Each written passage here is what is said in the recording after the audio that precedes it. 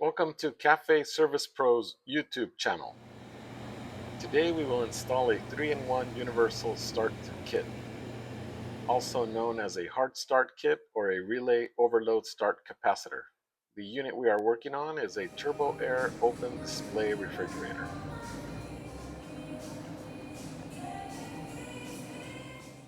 Some of the tools we will need today are wire cutters, wire strippers, the 3-in-1 hard start kit, wire connectors, and a Phillips screwdriver. This unit is not cooling because the compressor is not running.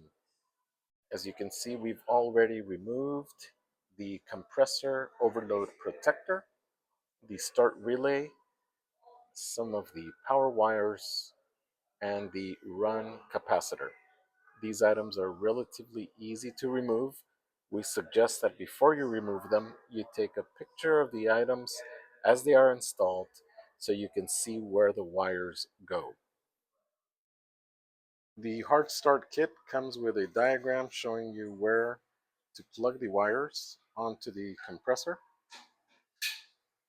There is also a list of instructions and a larger diagram is provided. Here we have the 3-in-1 hard start unit plugged in exactly as shown on the diagram.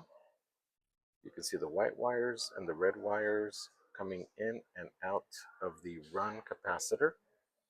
The power wires are plugged directly into the power wires that come from the power line that were originally attached.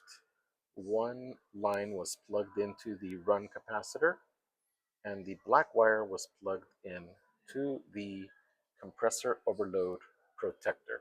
So that is where you plug in the two power lines directly into the power lines that were plugged into the run capacitor and to the compressor overload protector.